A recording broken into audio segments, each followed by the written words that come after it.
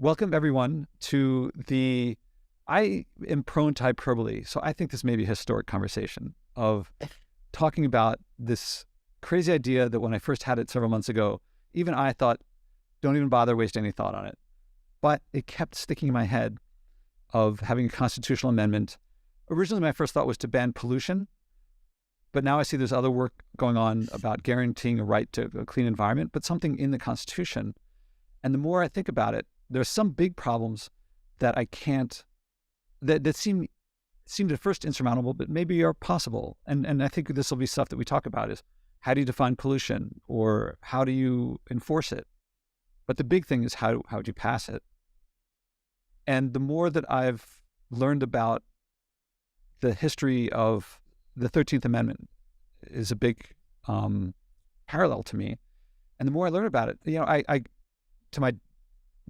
I'm not proud of this, but I generally would think of the 13th Amendment as like, well, slavery was bad in the past. And as we've had progress, it was inevitable that it would go away and that the amendment would pass. And it was like obvious.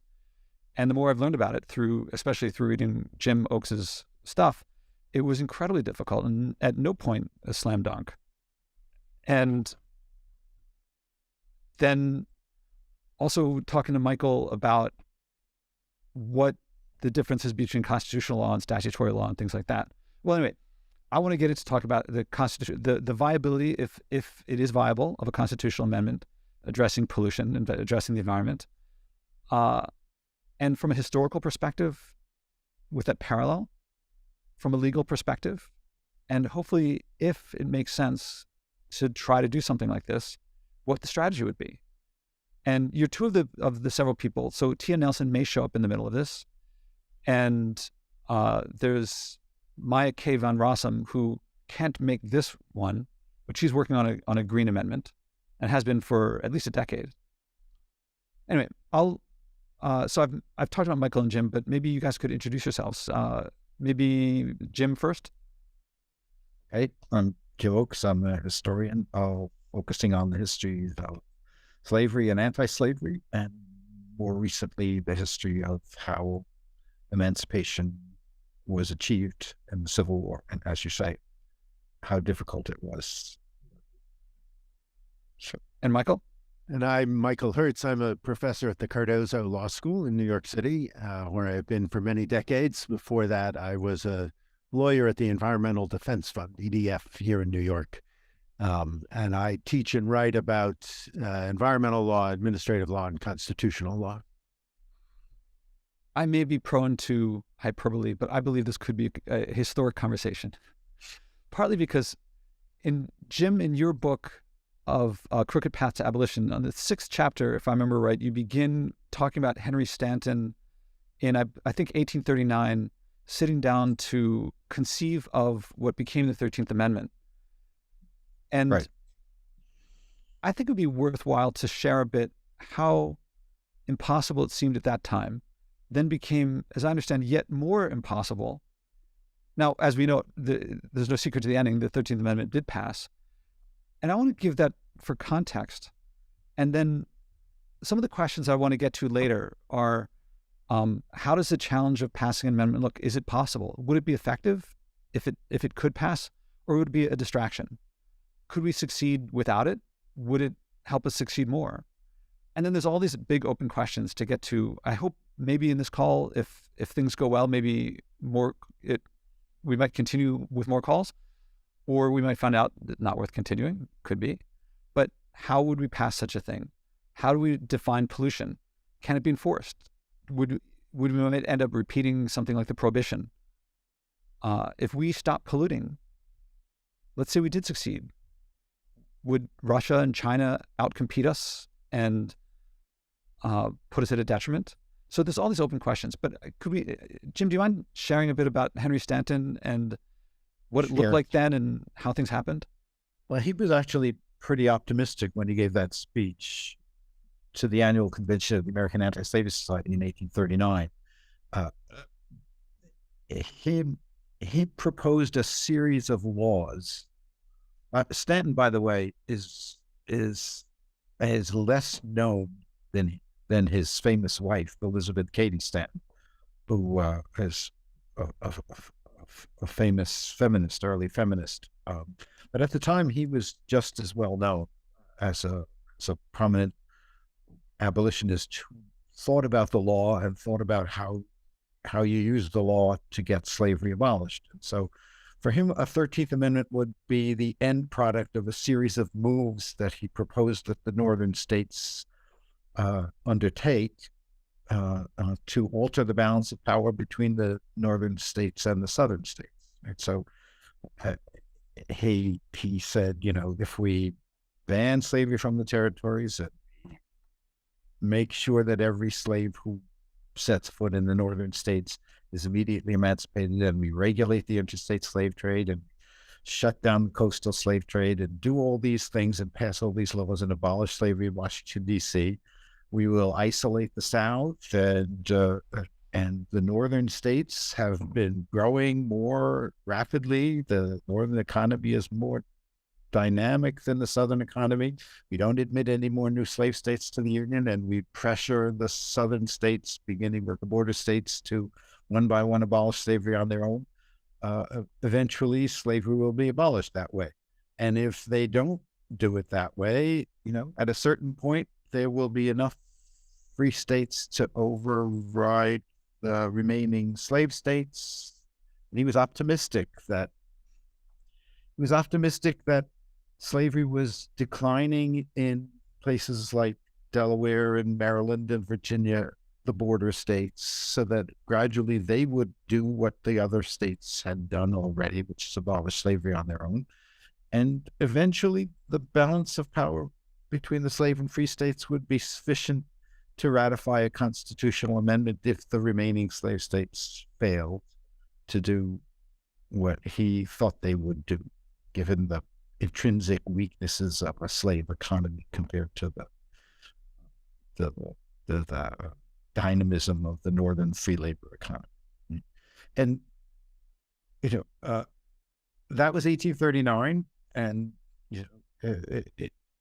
in some ways it seemed naive, to think that that was even possible. 9 new slave states had been admitted to the Union since the founding of the Union. And in the 1840s, the Mexican War opened, a vast new territory that looked like slavery was going to expand, and the number of slave states would increase again. Well, on the other hand, there was this historic trajectory he was relying on, that immigrants don't go to the South. They come to the North by the millions. And, the population of the North was increasing. The cities were increasing in size. The power of the northern states in Congress was clearly overwhelming the power of the southern states. They admit California in 1850, and that's the tipping point when suddenly there are more free states than there are slave states. And then they admit Minnesota and then Oregon, and the Civil War comes, and they admit Kansas and Nevada, and they use the war to push a whole bunch of states to abolish slavery on their own. That includes Maryland and Tennessee and Louisiana, Missouri. And by January of 1865, the scenario he envisioned that Stanton envisioned in 1839 seemed to have played itself out, not in quite the way he expected. He wasn't counting on a war. But by January of 1865, the balance of slave and free states was 27-9, 3/4. And that was enough to ratify a constitutional amendment. If you could get Congress, mostly the House of Representatives, to do it. That's what Steven Spielberg's movie Lincoln is all about, that last debate in Congress. And it's good. He's right. It has to get out of Congress. Gets out of Congress, there are now enough free states to ratify. So on the one hand, it looked naive and impossible in 1839. On the other hand, they did get it done. They did all those things that, they did abolish slavery in Washington, D.C. They did ban it from the territories. They did refuse to return fugitive slaves. They did all those things. with sufficient provocation to cause a civil war, and the war just accelerated the project. So, we've talked about this in other conversations you and I have had, Josh, about how, the parallel that I would see with your project is, specify a legislative project, that could get you to where you want to go. And if at the end it's possible to push it one last step, the constitutional amendment. Yeah, but that would be the last. That's the end of the process. But before then, a whole lot of things are necessary and more achievable in certain ways. Yeah, definitely. I've realized that the first step is not go to Congress or go to the Senate and try to work with them. I think democracy, it's got to come from right now, the support for decreasing pollution, I think, is latent at best among the United States population. There are whole states that were free in 1839, but I don't think there's any. It's kind of here. It's very infused. It's possible that every American believes that more pollution leads to a better. Well, the things that pollution brings improve life. Right. So there's no state that's like the equivalent of a free state today. Right. So that way of looking at things doesn't work so well. I always tell my students, the abolitionists did not have to persuade Northerners to dislike slavery. They had to persuade Northerners that disliking slavery was a priority. Can you clarify? Northerners, by the time Stanton was speaking, they'd all grown up in societies that had long since abolished slavery. They read anti-slavery tracts in their school books in the Columbia Order. They heard it in the speeches on the stump. They heard it in their Sunday sermons. They just absorbed anti-slavery and were kind of proud of having abolished slavery. And they took it as a given that abolishing slavery was a good thing. But that didn't mean they saw, just like probably a majority of Americans think a cleaner environment is a good thing, is something desirable. But they had to be persuaded that it was a priority, that it was something that all of a sudden became urgent, and that was what Stanton was up to. He was trying to persuade Northerners that this is something you really need to be concerned about, because if you don't take the threat seriously, they're going to prevent you from, they're going to gag your petitions. They're going to, send slave catchers through the streets of your towns and cities and impose slave law on your states. They're going to gobble up the best lands in the territories. You have a stake in opposing slavery. And I think, that may be parallel. Yeah, that sounds very parallel. I mean, you have a stake in opposing it, and you could lose a lot if you don't. Right. I mean, one of the big takeaways that I'm seeing, I don't think I've voiced this to you yet, is that if you have a constitution that guarantees life, liberty, property, and other inalienable rights, and it must defend the rights of people who can trample those rights, then you have a house divided that cannot stand, if I'm not paraphrasing too much from Lincoln, that you can't keep it from expanding. I mean, you're going to have fugitive slave laws. You're going to have people who demand protecting certain rights in one state in another state. And so you can't have both at the same time. If we have a constitution, so the way I'm looking at it, I'm translating it to now, is that if I have a constitution that guarantees life, liberty, property, other inalienable rights, and guarantees the right for someone else to profit from things that cause me cancer, that deprive me of life, liberty, and property, that constitution just doesn't work. It's an irreconcilable conflict. Yes. Yeah, and that conflict, I think, sooner or later, the crunch has to come. Yes, that's what I keep feeling like. And so people talk about me as trying to live my lifestyle as unplugging the fridge and unplugging the apartment from the grid as an experiment, but it seems to be working out pretty well. Not all the way, but I'm polluting a lot less than I was before, and I feel like to call opposing pollution extreme, if to my view, I'm trying to reconcile a conflict in the Constitution. To call Lincoln extreme for saying no slaves at all, I don't think that would be extreme. If you have slavery anywhere, it's going to try to grow. I mean, unless the market really undermines it. But this conflict is, I mean, I think people long before the Civil War saw that a civil war was almost inevitable unless it could be resolved through non-war means. So to me, there's this problem in the Constitution. It's conflict. Maybe this would be a good time to bring Michael in. Yeah, I guess don't see it as quite the conflict you're seeing in the Constitution. I wouldn't say that the Constitution protects, coal companies' rights to poison us. It doesn't.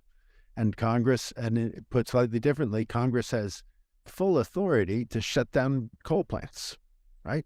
Coal plants could not say, wait, you're violating my constitutional rights by shutting me down.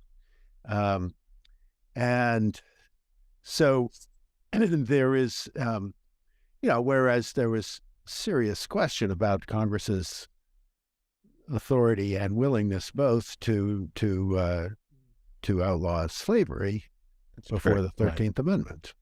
Right. It's a different kind of setting.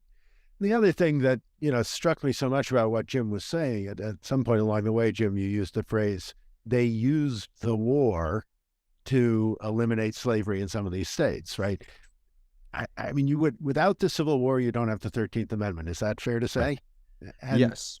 So but the war itself wasn't enough. It wasn't, right. But it was necessary, if not sufficient.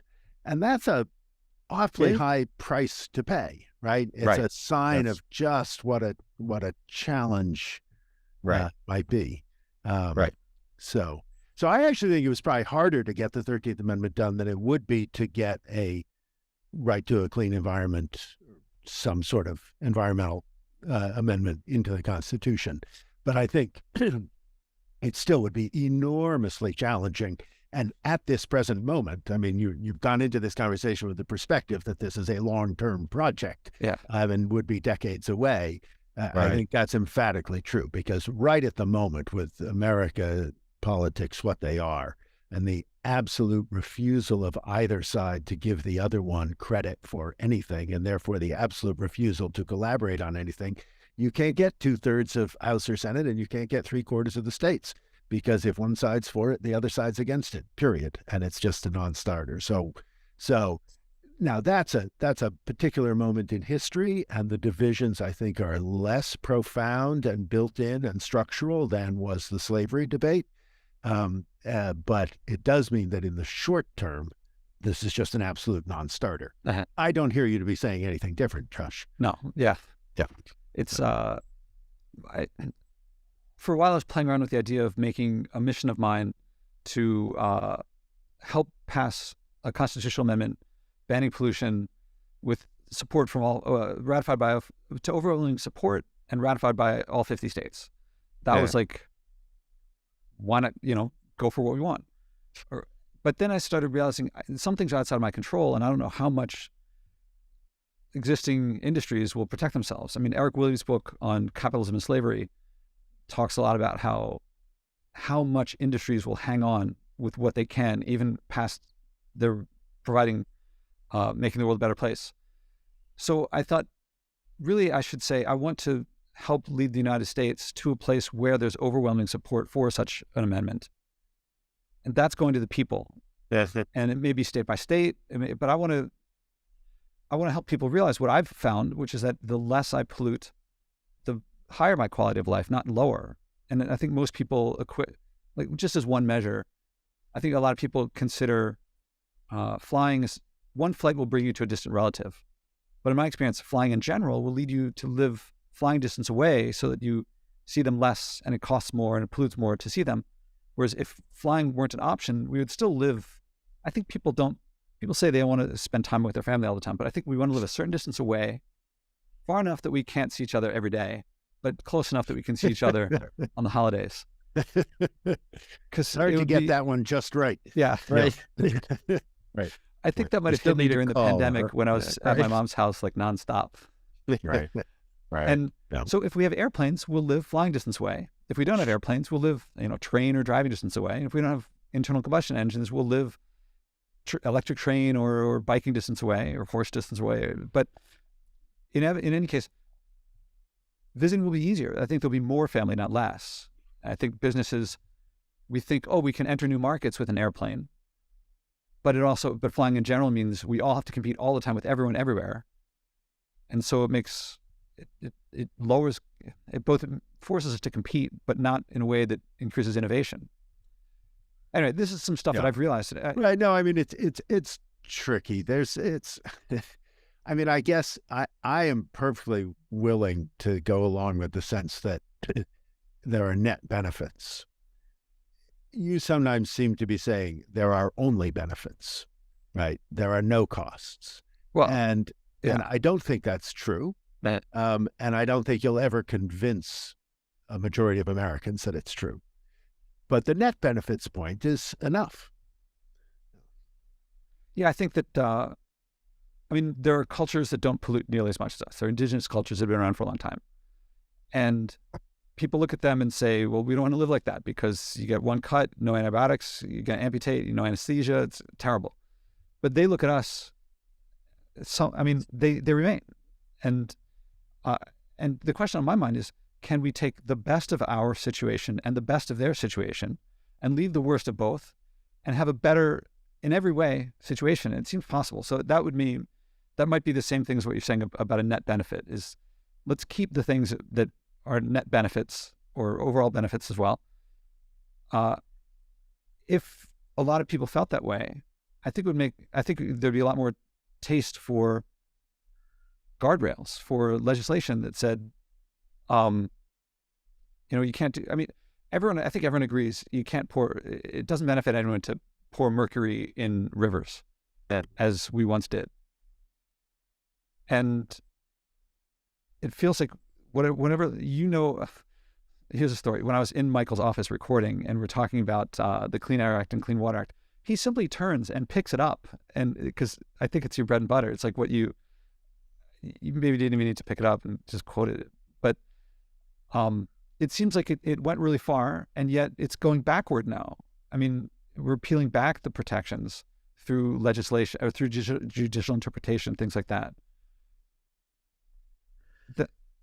That's why I feel like it feels like the Constitution is the right place for something that says everything derives from this. Well, look, in principle, having something in the Constitution gives really significant advantages because it, for one thing, it's hard to get rid of, right? For another, it's an expression of some supermajoritarian consensus. It not only expresses it, but it helps create it, right? I say the Constitution is in part a kind of educational document. People's understanding of what fundamental American commitments and values are reflected by what they see in the Constitution. And all those things are in many settings, putting it in the Constitution gives the political branches the power to deal with a problem. So those are just indisputable, fantastic advantages of having something in the Constitution, right? And I don't dispute those at all. The point about having the power to deal with it is less critical here, okay? It's more will than authority that's missing in terms of an absence of an adequate legislative response to the problems. But the point about the permanence and so on and the educational value, that's real. So, for example, if you compare the present day to 50 years ago, there was just extraordinary political consensus about environmental legislation and environmental regulation in the 1970s, sort of beginning in the late 60s, and then this just stunning flurry of legislative activity in the 70s. So the National Environmental Policy Act, which is a lot about environmental impact statements. That's passed at the end of 1969. Richard Nixon, Republican Richard Nixon, signs it into law on January 1st, 1970, right? The first law of the new decade. That's a big PR opportunity, and what he wanted to do was sign this new law. Richard Nixon creates the Environmental Protection Agency in 1970. The Clean Air Act is 1970. The Clean Water Act is 1972, though passed over Nixon's veto.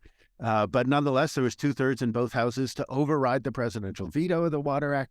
And there was all of American environmental law is adopted in the 1970s. There was nothing before 1970, and there's been only very little, a couple of big exceptions, but very, very little since 1980. And that was a period of just stunning political unanimity.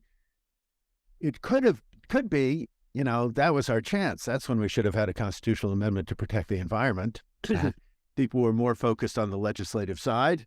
And then, of course, over time, the consensus evaporates. The requirements start to pinch a little bit. Other things pop up and so on. So there's one possible story that says we took inadequate advantage of that moment of political unanimity. Because we thought we were focused on getting the bills passed, but maybe that was the moment to get a constitutional amendment.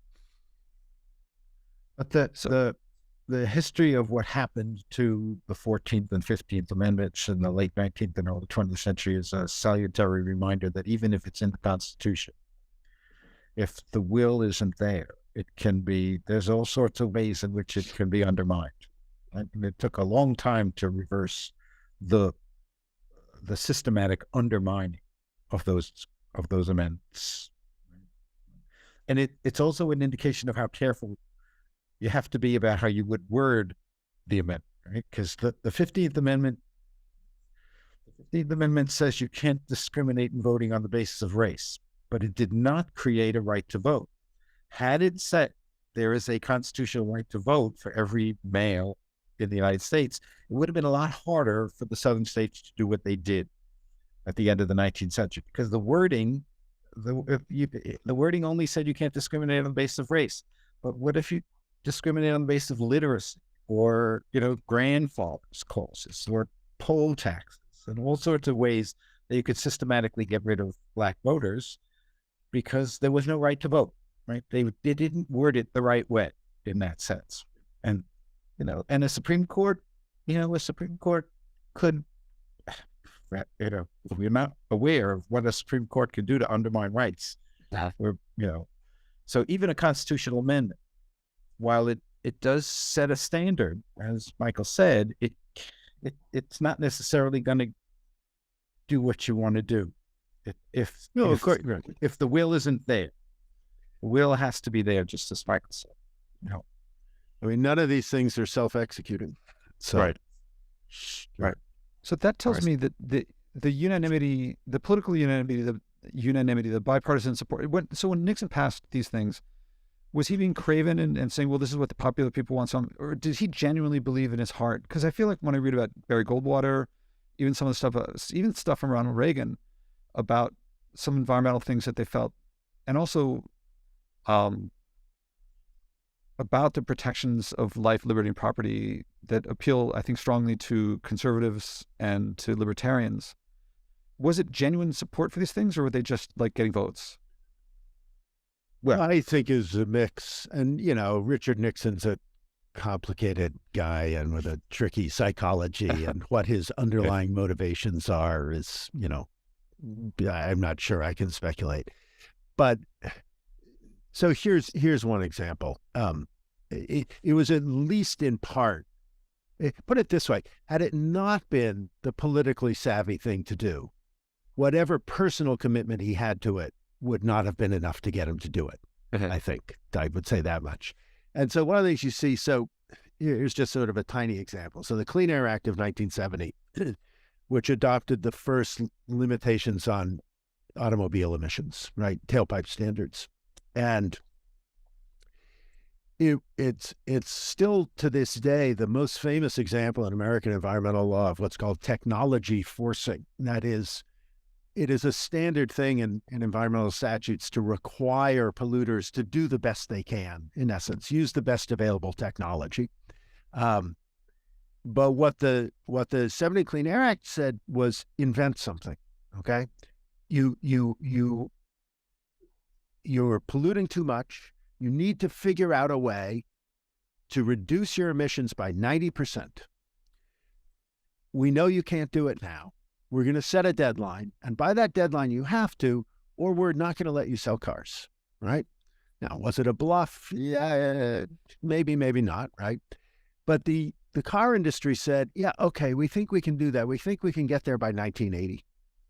And then Richard Nixon and Ed Muskie, who was the head of the relevant Senate committee and a potential presidential candidate, right? He did run in 72, got into this sort of battle where they each wanted to prove they were the better environmentalists. And Muskie said, well, let's knock it back to 78. At which point, Nixon said, well, let's knock it back to 77, and they went back, they ended up 1975, right? You've got to reduce by 90%, 1975, because both of these people, situating themselves for the 72 presidential run, wanted to be seen as the sturdiest, the most committed environmentalist. Just a very different period. But also, Nixon is kind of the last president to reflect what had been traditionally a Republican commitment to environmentalism that was not really part of the Democratic Party tradition. It was Teddy Roosevelt and those people who were most strongly associated with environmentalism, and right. So it's not like Nixon had to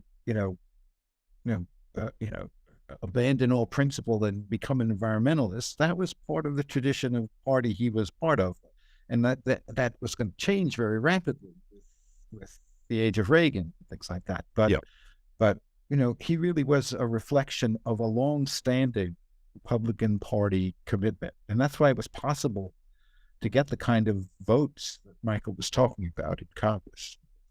When I think of the switch back, I mean, a lot of people would point to Reagan, but to me, there are many, many reasons, I'm sure. But one big thing was that the industry was, I feel like, a sleeping giant that hadn't tried to push back yet. I mean, there was Rachel Carson and unsafe at any speed, or maybe that was more a safety issue. But until there was movement to regulate these things, there was no reason to push back. And then when they started pushing back, then it started. Then that bipartisanship went away. No, I think there's something to that. And I actually think bringing in Nader is completely relevant here. The safety is relevant or is not? Yeah, it is. Okay. Is. I put, that is, the big shift in the 70s, and all the environmental statutes I mentioned were actually part of, I think, a larger shift, which was a complete sort of change in the focus of what it is the federal government was going to regulate. So historically, regulation had been very much sort of economic regulation, prices, wages to some extent, giving trucking routes, giving, which railroad, which airline, which trucking company carried potatoes from Boise to San Francisco and so on. Some limitation of prices and so on, traditional economic regulation, which is now wholly out of favor and mainly appropriately so. And the big shift in the 70s was to protection of public health, the environment, consumers. And so product safety, the Nader stuff, the Rachel Carson stuff, which was partly about environment, but largely about public health. I mean, it was, and the modern environmental movement is actually, and this has just become stronger and stronger. It's about public health, right? It is about people more than the environment. It's both, of course, right? But the real push is about,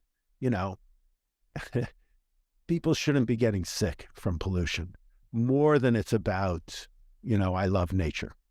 And right. So, and all these things, right? Unsafe products and protecting consumers from sharp practices and unsafe products, protecting health, protecting safety. OSHA is also 1970, right? It's the same phenomenon. that the economic system we have has a bunch of market failures, which justify regulation, and that actually the stuff we were regulating before was not necessarily the result of a market failure, and maybe one should let markets do their magic over here with, like, I mean, Jimmy Carter was the most deregulatory president in history because he was abandoning all this traditional economic regulation while, we were shifting to this massive regulation of health, safety, and the environment. No. When I hear those protections, it feels to me like this is life, liberty, and property, and which I feel like that phrase I associate with libertarianism, and a level playing field to allow competition in order for innovators to get the resources to innovate. That I also associate with conservatism, and so a big thing for me is, in terms of getting popular, this environment that you talked about when there was bipartisan support. Yeah. That seems to me the target. That seems to be the most important thing. If it leads to an amendment, then if we have that, then there'll be general support for whatever is most effective for what the people want. Right now, that's not there because there's various different ways of looking at the situation. Some people would say, well, all this regulation is a lot of red tape. But no one says the 13th Amendment is causing red tape. There's not some big bureaucracy of like the Anti-Slavery Enforcement Bureau. Some of it is just, it's not, it doesn't require a regulatory apparatus to ban lead in gasoline or to ban plastic bags in New York City like that. It just, see, that to there me, are some things the state can and should do that don't require a lot of regulation, but just, well, I mean, when you look at the different kinds of environmental tools out there, bans, as you say, are easy, right? Right. And what's tricky is restrictions as opposed to bans, right? Here's how much of this activity you can engage in. Here's you have to limit your emissions of sulfur dioxide to, X pounds per million BTU, right? Right. And you have to monitor that, and you have to figure out how you're going to express the rule, and that does get pretty complicated. Bans are clean, and relatively speaking, and also very rare. Very rare.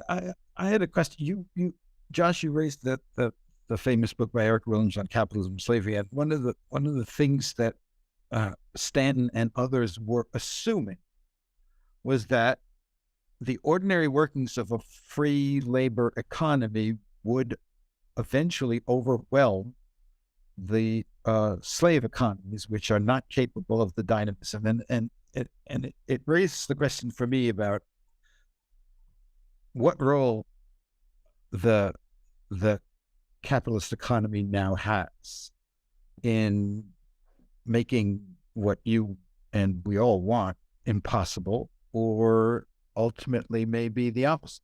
I have a Marxist friend who writes a lot about the environment, who just switched positions recently. He's still a Marxist, but said, you know what?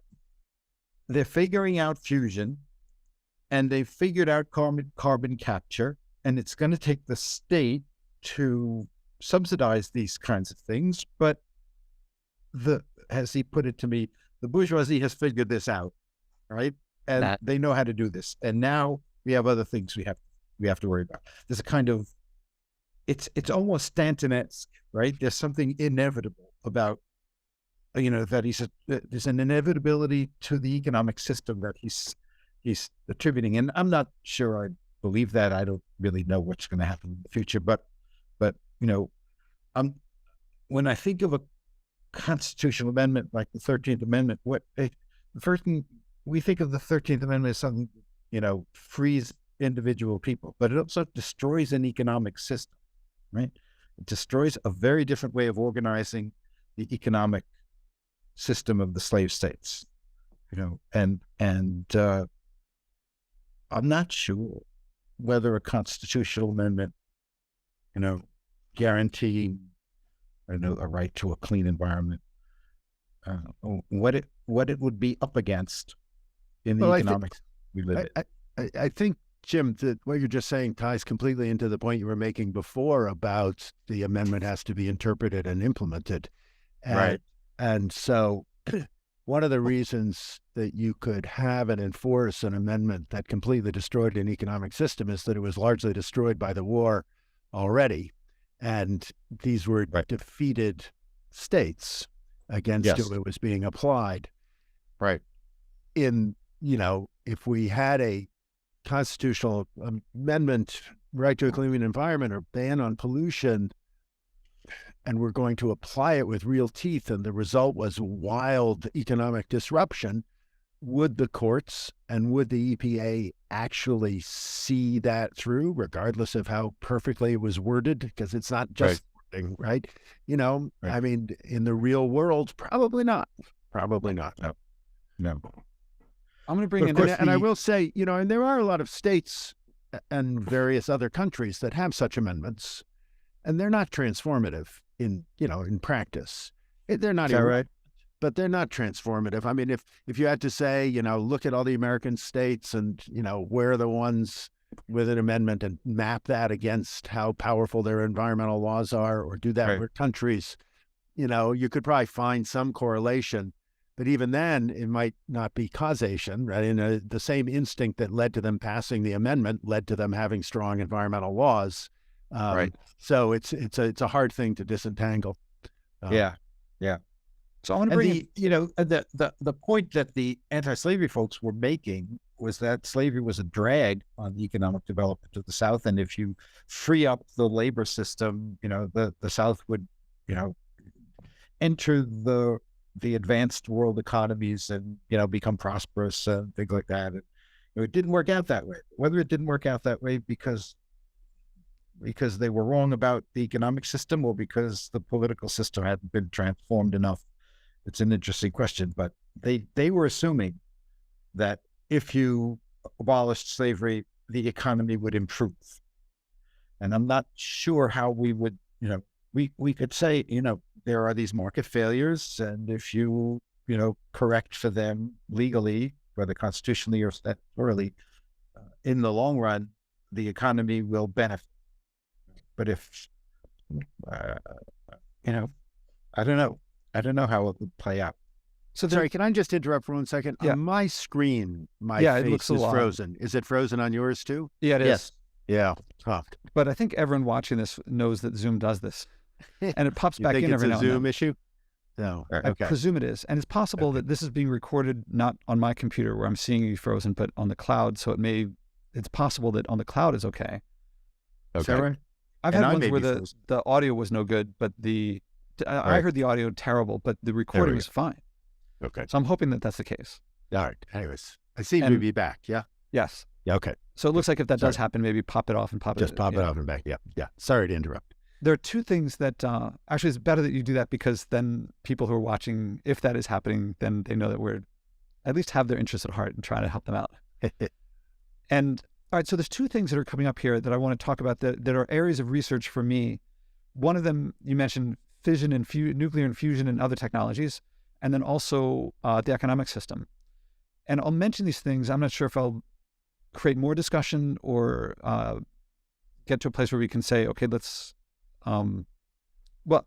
With regard to fusion, with regard to technology, so I also researched a lot about, I have a PhD in physics, and so I researched, and I once felt fusion will answer everything. Once we get to fusion, carbon-free energy, too cheap to meter, things like that. But the more that I look at it, the more that that doesn't seem a solution. That, for one thing, if you have a system that pollutes a lot, even if you make part of it clean, if you drive that system faster, there'll be more pollution in other areas.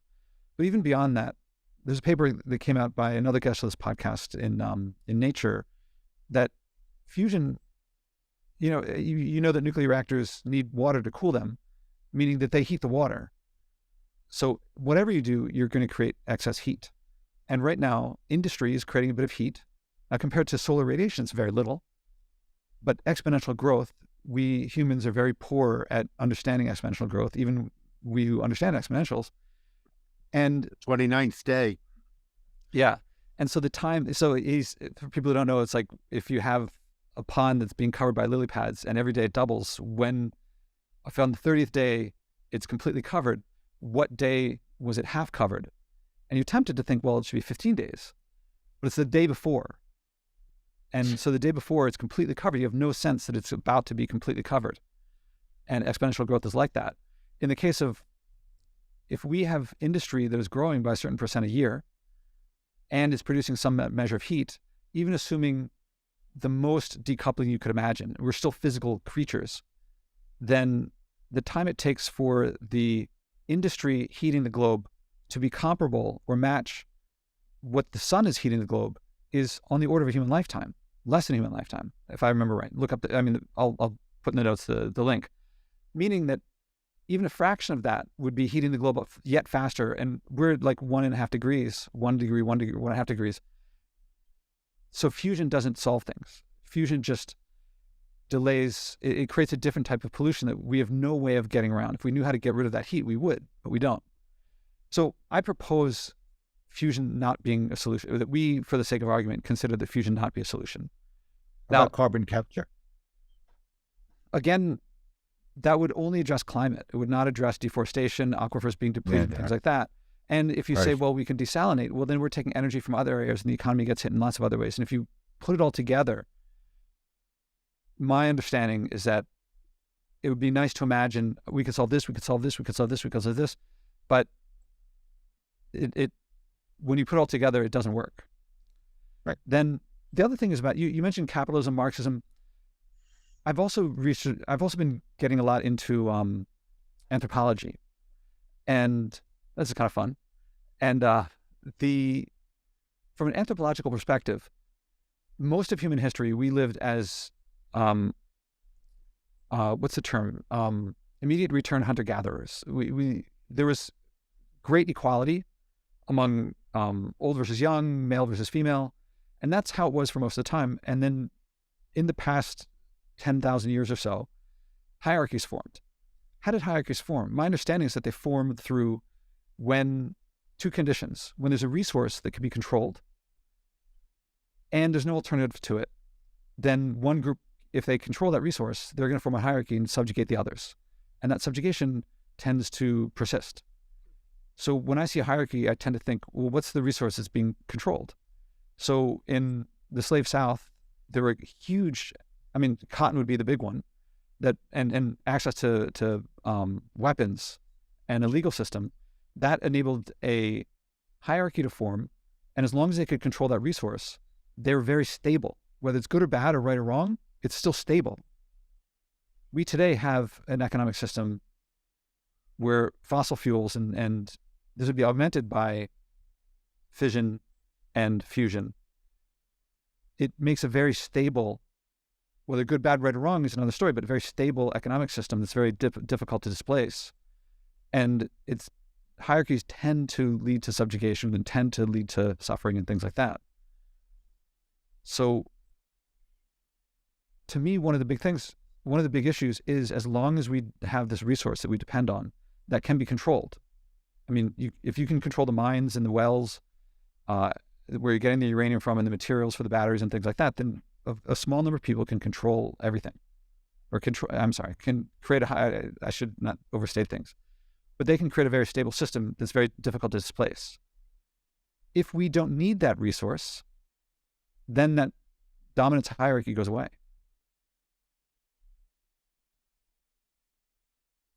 If we don't make that, as long as we depend on the resource, that hierarchy will remain, and we'll have a situation that it's very difficult to get rid of.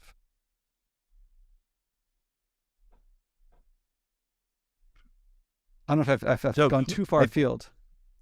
Yeah, we've gone too, well, I feel this is, you've gone beyond my area of expertise. I would put it that way. What I feel, the more that I learn about this, I have a question though. If the resource is finite and is known to be finite, for lack of a better word, are the capitalists not capable of recognizing that they've got to do something else because their resource on which they depend is finite? Well, I want to run out of oil. It's not just right? run out, there are two regimes. If we have too little oil, we could run out, and then the system built on oil and fossil fuels can't persist.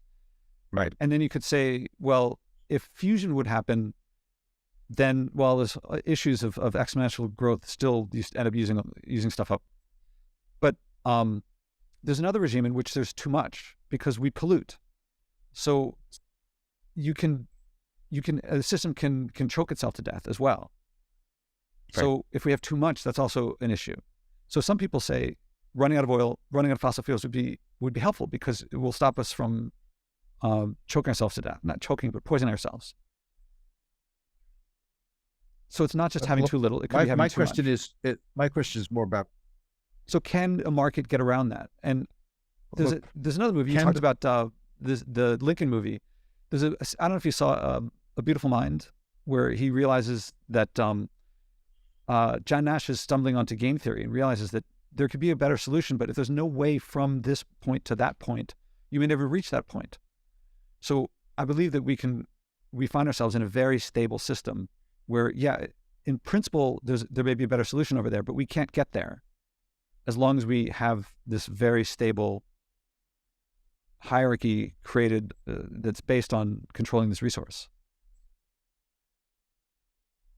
One of the reasons I mention this is that it keeps bringing me back to something that I think appeals broadly to people who believe in small government, people who believe in certain inalienable rights, that it is the role of, however small government is, it is the role to protect life, liberty, and property. And pollution fundamentally destroys those things.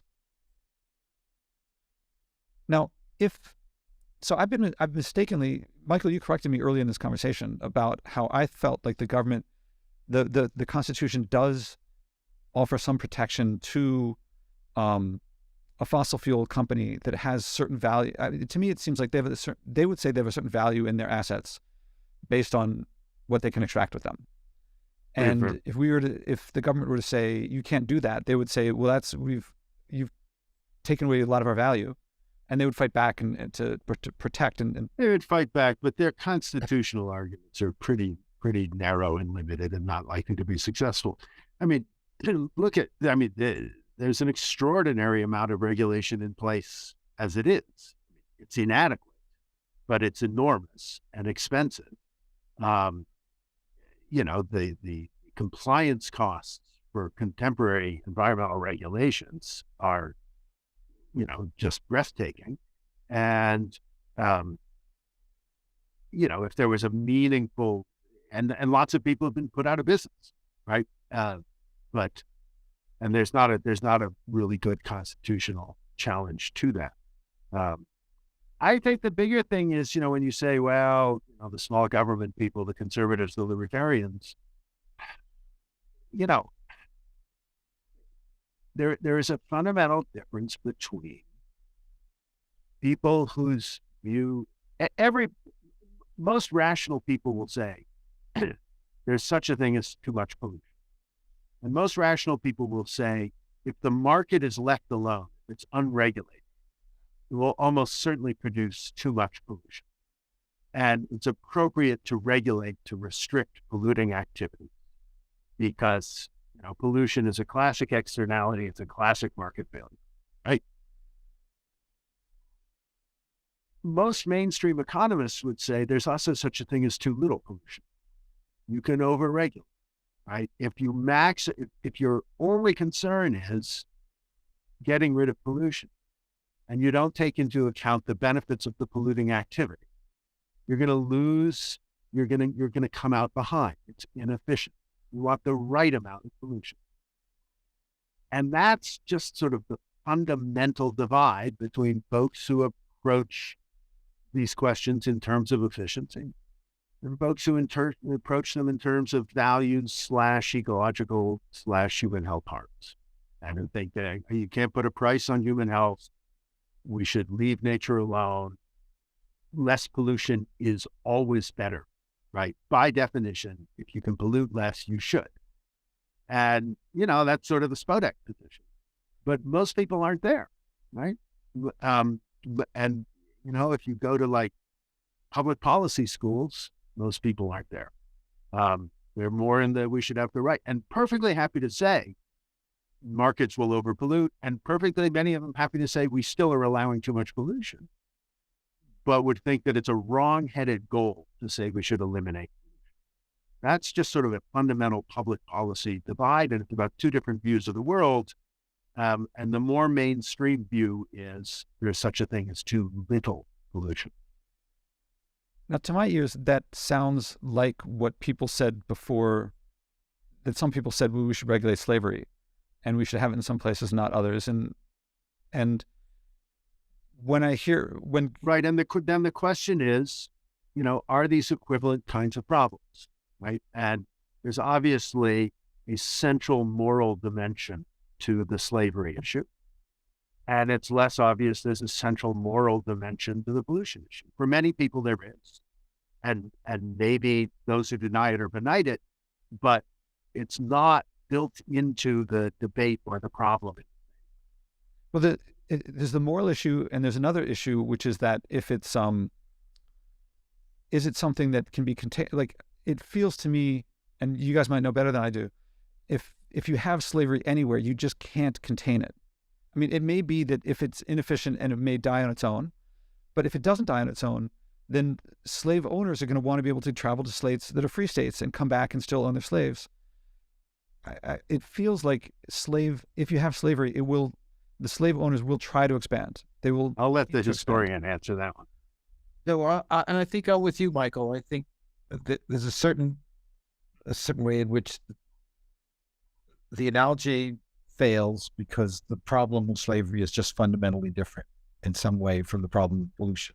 That we can live, and I suppose the pragmatists would say we have to live with a certain amount of pollution, whereas living with a certain amount of slavery is hard to imagine. It's hard. Here's one of the things I sometimes ask my classes to sort of isolate the moral side of this is what do you think of someone who says,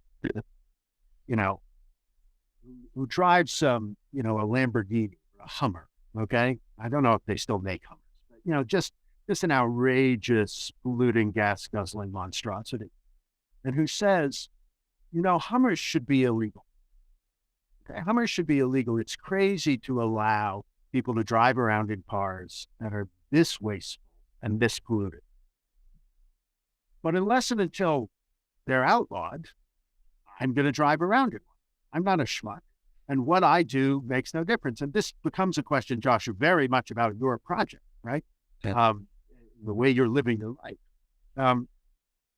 And when it comes to slavery, I think someone who said, well, slavery should be illegal, but unless and until they outlaw slavery, I'm gonna keep slaves, which a certain number of slaveholders, some of them who became presidents, said, right? But we look at that and we think that's actually morally objectionable. At the time, though, they didn't. What's that? At the time, though, they didn't. At that time, they didn't. That's right. But they did say, ultimately, even Thomas Jefferson, nothing is so clearly written in the book of fate, but that these people ultimately must be free.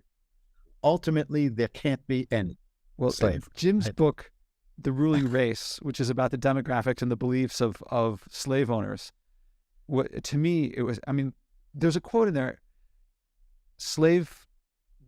democracy requires slavery. I'm taking it out of context. Possible without slavery. I'm taking it out of context, but some people said things like that. Yeah. And there's a quote about this guy who went, I was on the train to South Carolina, to Charleston, South Carolina. It talked about a guy who moved to South Carolina, totally opposing slavery. And then a little while later, he's saying, well, I didn't want to get slaves, but I can't do anything about it. I have to. It's so corrupting.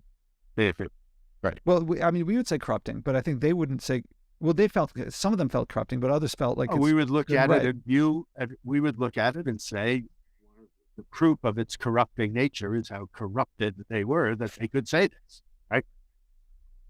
Right. But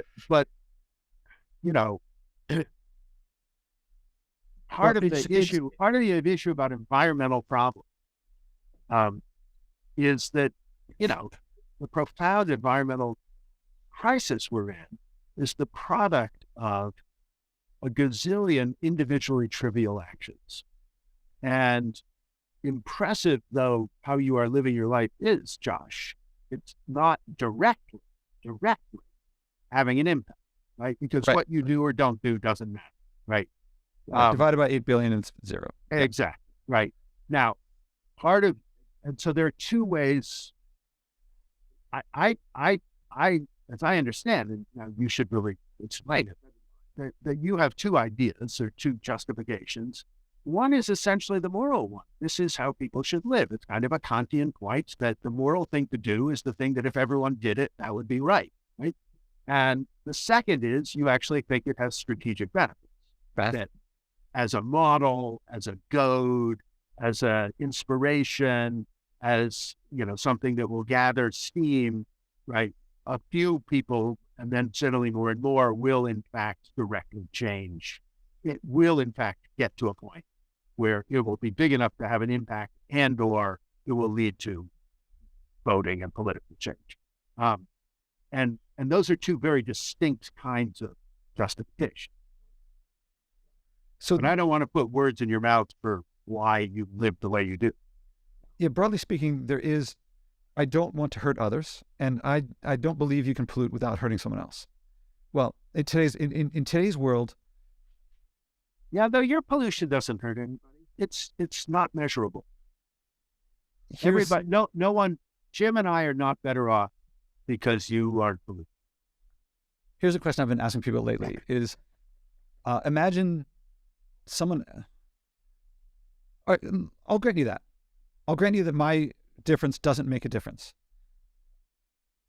But I can't talk. I have no integrity to speak about not polluting, and nor do I know what it means to pollute less if I haven't tried it. If it's purely theoretical, it's like trying to teach piano, never having played piano, and instead hitting pianos with sledgehammers, or even small hammers. It's not the same as learning how to play. And so, as a leadership exercise, for my personal growth and learning of what it really means, I have to play my scales in order to perform at Carnegie Hall. Now, that's not to say that performing at Carnegie Hall is playing scales. It's lots of other stuff, but enabled by playing scales. So I'm playing scales to some degree. I'm living by my values.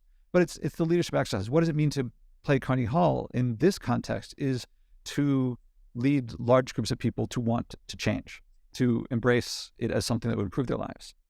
But I want to get to something that, all right, the Earth, the biological, ecological processes of the Earth do process things. There were forest fires before humans existed, and the smoke could be poisonous to people, but the environment processes it and turns it back into new trees.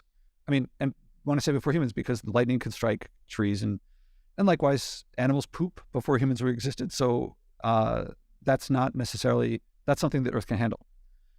That tells me, all right, I agree to some extent, we can pollute.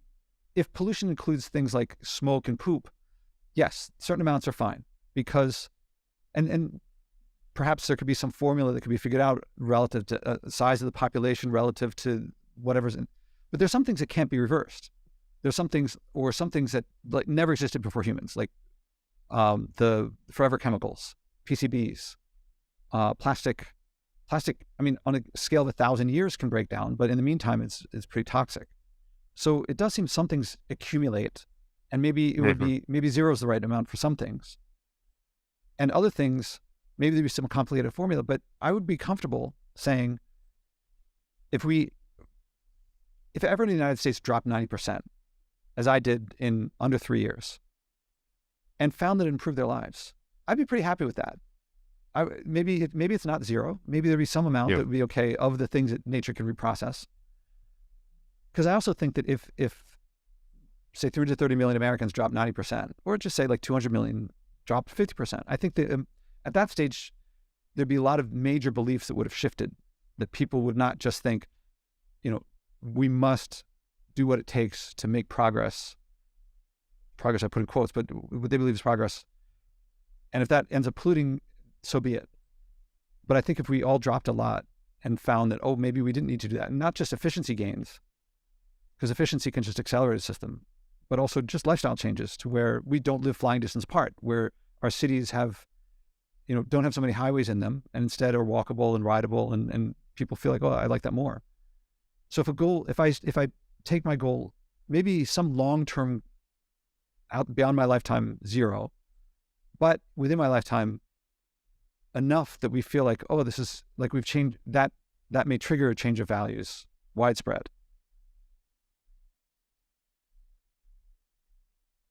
That may still have an amendment being of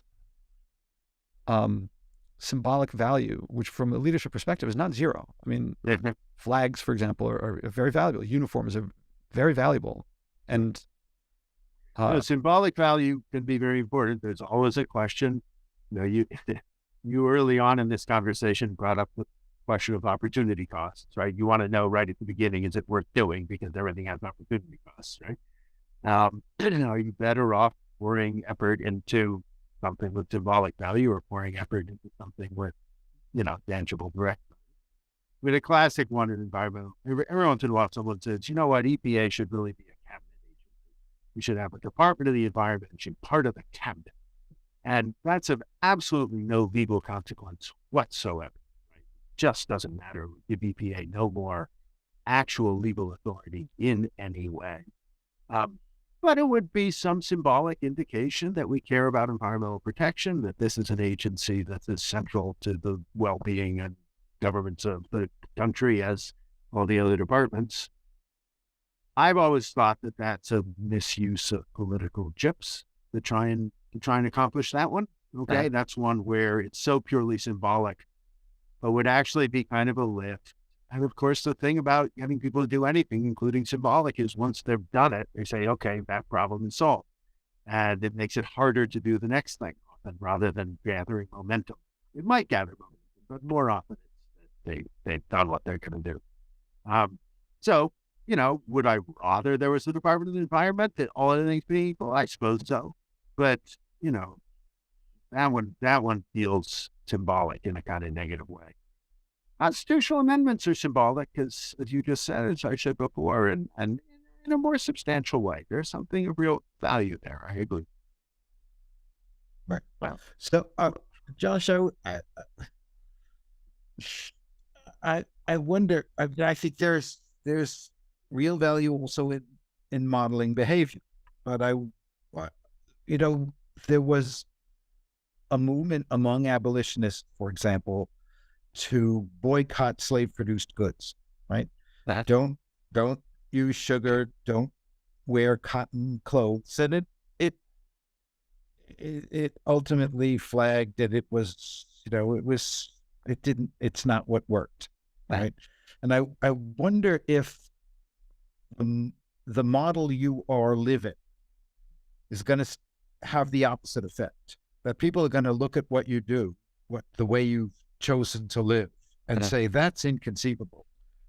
So that's just so far off the grid that give me something more realistic to, that's why the point I was making at the very beginning about Henry Stanton, it was give me steps along the way,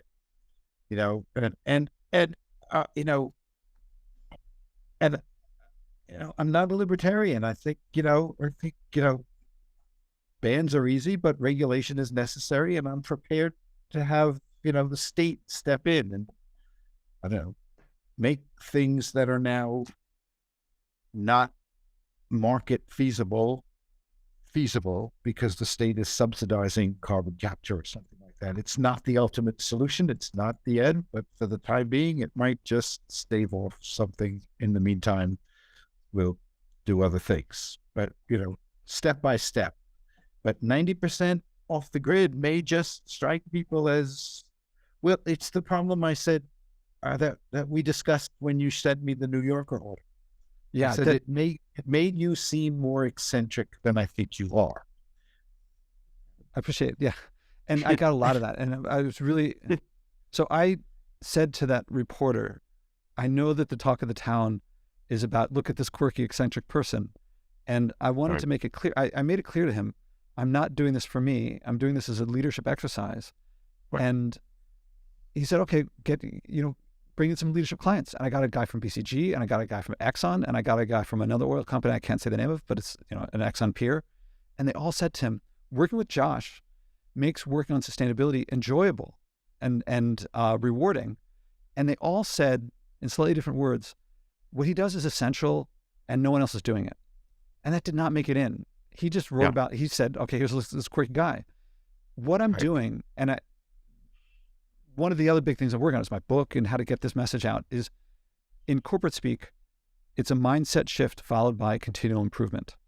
And my step of unplugging my apartment from the grid compared to the step before that was to unplug my apartment for 24 hours, and that was it. That's not so crazy, especially because at that point I'd unplugged my fridge for a while, which wasn't so crazy when you look at the article that I read that talked about how many places don't use refrigerators at all, and Vietnam being the case in point for that article. Each step is small. We overestimate what we can do in a day and underestimate what we can do in a year, and I've been doing this for a long enough time that I'm taking lots of little steps, and I'm trying to oppose, this is getting away from an amendment conversation, but I'm trying to oppose all these articles and this thing that says, here's 10 little things you can do for the environment. And it makes people feel like, well, I'll do 5 or 7 or 3, I'll do my part, but I have to balance the sacrifice and deprivation for this abstract good. I have to balance that with my life. The mindset shift says, well, in my case, and the people, I don't think I did the Spotic method with either of you on the podcast when you were on my podcast, but it gives people the mindset shift and leads them to where they can start doing these little steps.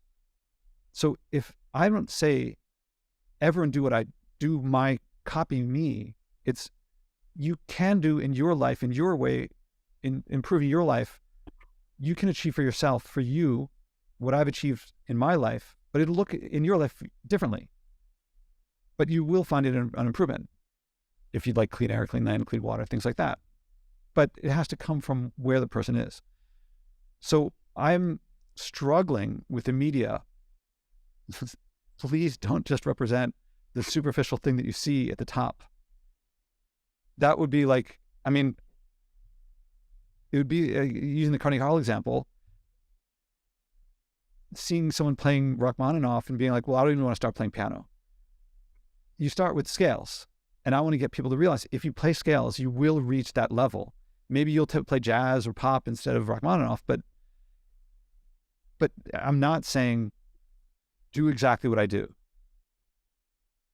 But everyone hears that. But your solution, what you've done is an individualistic solution, whereas Henry Stanton was proposing a series of political solutions. So how do you translate what you're doing into a political solution? Well, before Stanton, there were people in 1839, there were already free states. So people had lived without slaves, which hadn't happened. Right, because the states abolished slavery, legislatures abolished them. They were, or abolition was built into the first state constitution. So it's a legal political process that gets people to the point where they're living in societies and in states where there's no slavery. Before the legal process, there must have been some people who freed their slaves first.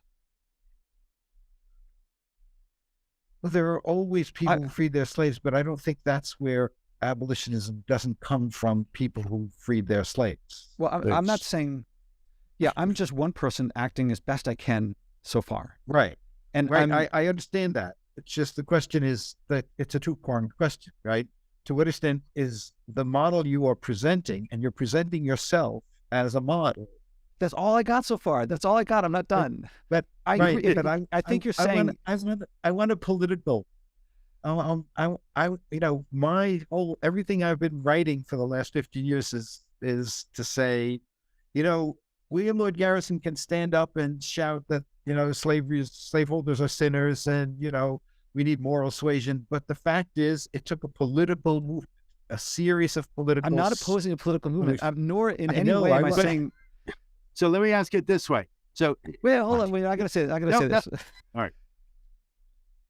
To start a political movement, to start a political movement without oneself living by the values that you want others to live by, I think engenders opposition. So the goal is a political movement, yes, but I think a couple things I say a lot. Systemic change begins with personal change, and you can't lead someone else to live by values that you live the opposite of.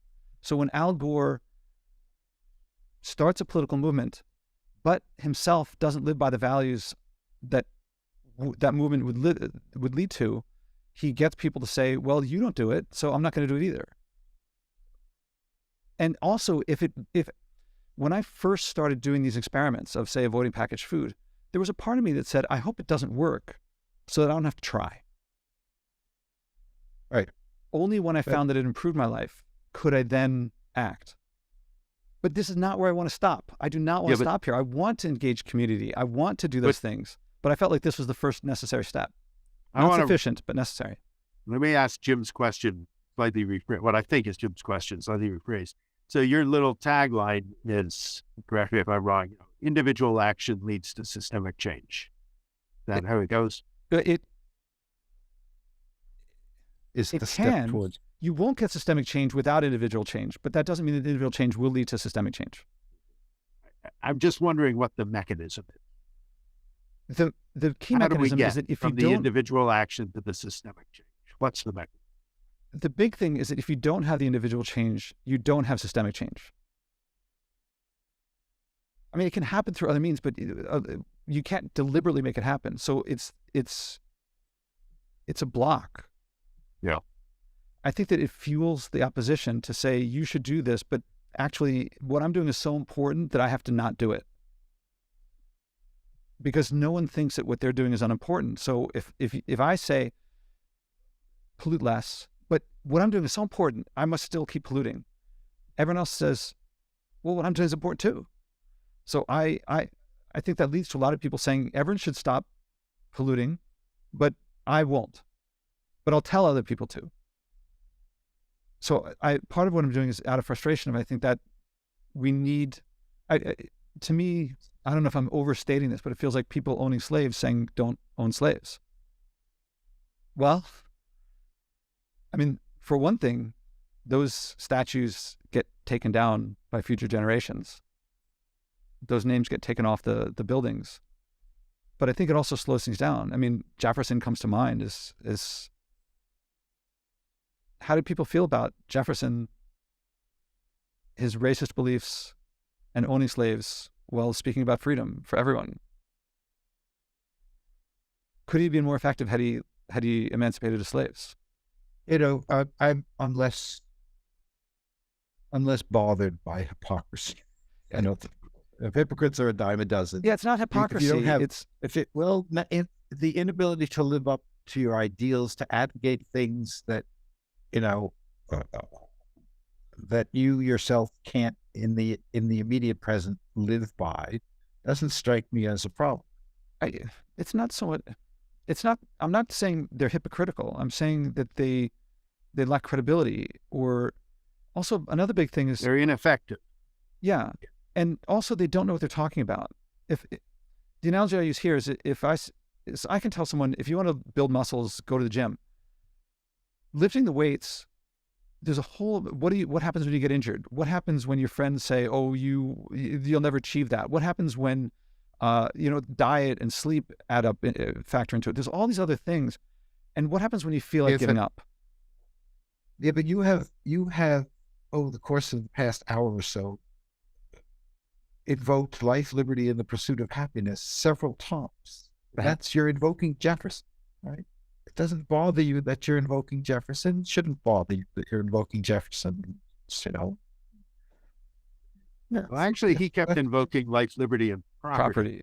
Which Yes, is in the Constitution rather than in the Declaration. Right. And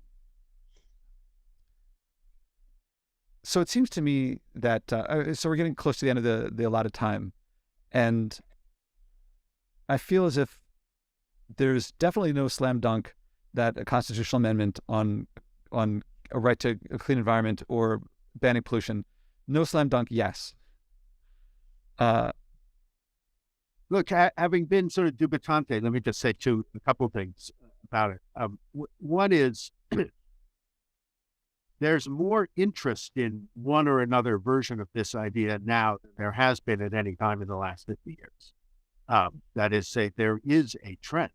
trend in this direction. I mean, I have a long ways to go and so on, but New York State just adopted a right to a clean environment in its constitution. There's stuff going on at the UN. There's stuff going on internationally. There's a lot of interest in this. And so a sort of rights-based approach to environmental protection is ascendant right now. So that's point one. And point two is there's just a glimpse with the current court being so disappointing to progressives that there's just a hint that, in a way that wasn't true even a year ago, that progressives are starting to think about constitutional amendment as a tool. I mean, since, say, the Warren Court, the progressive instinct has been not to amend the Constitution, but to get the court to read it the way we'd like to read it. And now progressives have a court that just is not going to do that. And they're stuck with it for the foreseeable future. And so, this is wholly apart from the question of an environmental amendment. This is just a question of the viability or the mainstreamness of the idea of amending the Constitution, which has never been a mainstream idea, right? Because it's very hard to amend and it's rarely amended. And most of the amendments are trivial. They're constitutional amendments, but they're about modest structural adjustments, not about profound questions of right.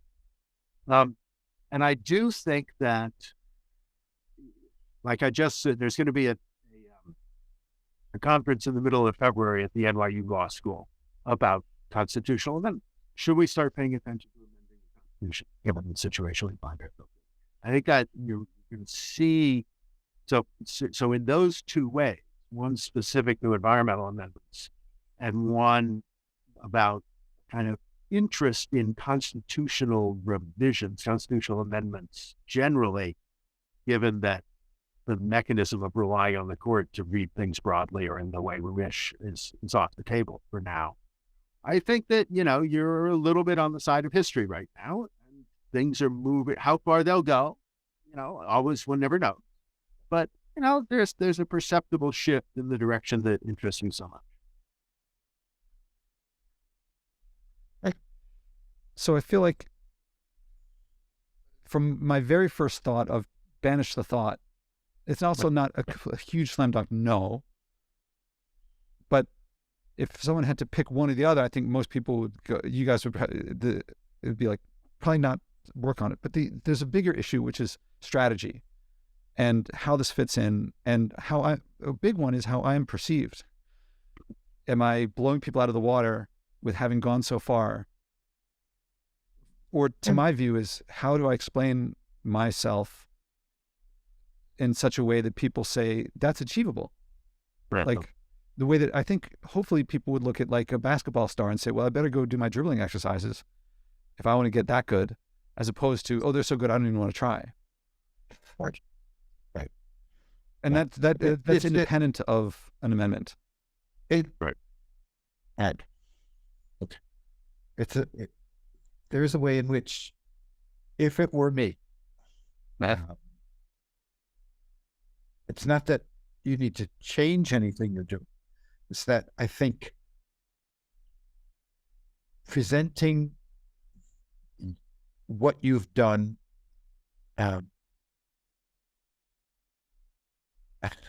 maybe it's not that you're not modest, but sort of saying, I'm not saying you need to do this, go as this fall, but there are things, I can show you that how far it's possible to go, and you don't have to go that far, and I don't expect people to go that far.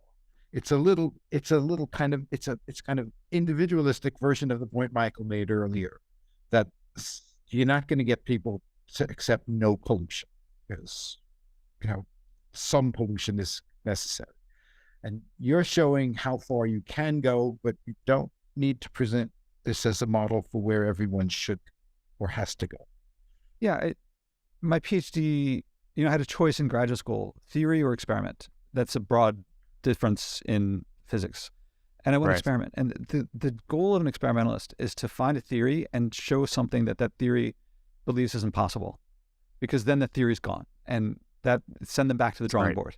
That's the goal. Right. It's like prove a theory doesn't work not Right. prove, but show a theory doesn't work through an experimental outcome.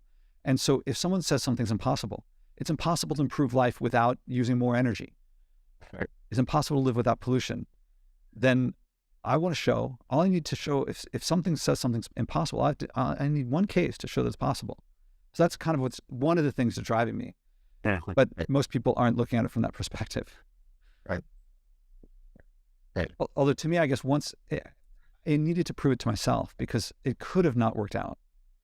It could have made my life worse. And then it, Right. what's the phrase? Like party because tomorrow, there's some Latin phrase of enjoy because tomorrow may die or something like that. Right. I would have done that if it led to a worse life. Eat, drink, and be merry for tomorrow we got. Yeah. Which is not exactly your message. Right. Well, it would have been Right. had my experiments not worked out. Yeah. Right. Well, let's wrap up. Can I just I do have to go, but Uh-huh. I do want to say, notwithstanding whatever skepticism I've expressed, I do actually like the idea of a constitutional right to a clean world, to a clean environment. I think that's it, and I do think Michael's right that there is it. It's what Lincoln said about the Declaration, and it's not a description of the world, but it sets a standard to which we aspire. And I think something like that, I think that's a good idea.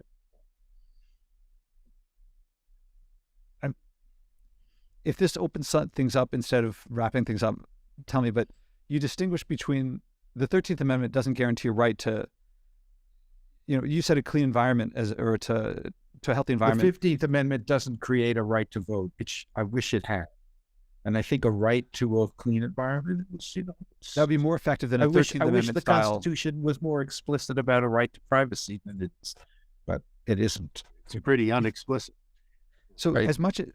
so Jim, the 13th But I Amendment. do think that in the 18th century, the people were operating from the assumption that there was that there was a private realm Yeah. and a public realm, and that the private realm had to be protected.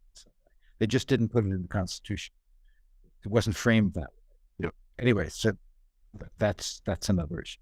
I'm less convinced that an explicit right to vote would be as important as you say. I Maybe. almost don't. It's not quite clear what it means. What I mean, what it really, if we say there's a right to vote, I mean, but most government positions are unelected. I mean, would it mean we have to elect everybody? I don't know what it means, right? In other words, the right to vote is established by saying, Well, it members just of would the mean House that have to be elected, right? I mean, all the voting issues are equality. Yeah, Right. yeah. No, that's And right. That's right. I That's don't what know. it comes down to.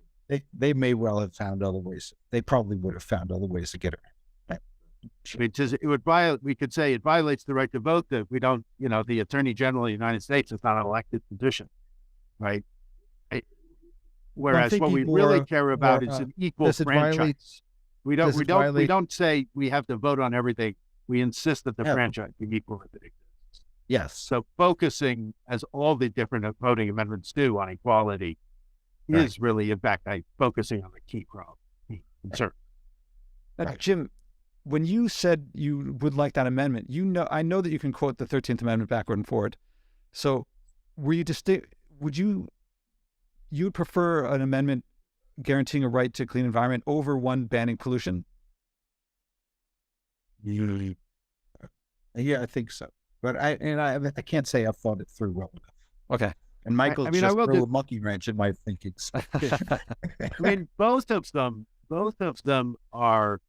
would be unusual. Okay, Right. And Josh, we spoke about this before. Yeah.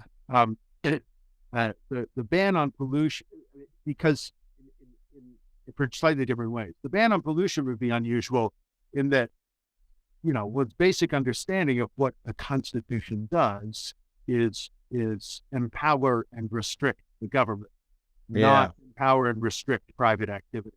So the big exception to that was prohibition, right? Which said you can't sell alcohol, the sale of alcoholic beverage, importation, et cetera, of alcohol, intoxicating liquor prohibited.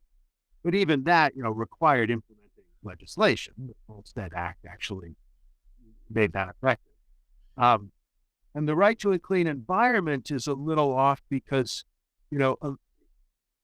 this isn't built into a constitution, what I'm about to say, but the U.S. Constitution is a whole series of negative rights. And say the whole series of provisions that says government can't do this to you, government can't do this to you, government can't do this to you. It can't abridge your freedom of speech. It can't restrict your free exercise of religion. It can't put you in prison without a trial. All that kind of stuff. All the ways government has to leave you alone. And the right to privacy you mentioned is the same kind of right. Right? They're all things where the government can't hurt you in certain ways. But a right to a clean environment is an affirmative.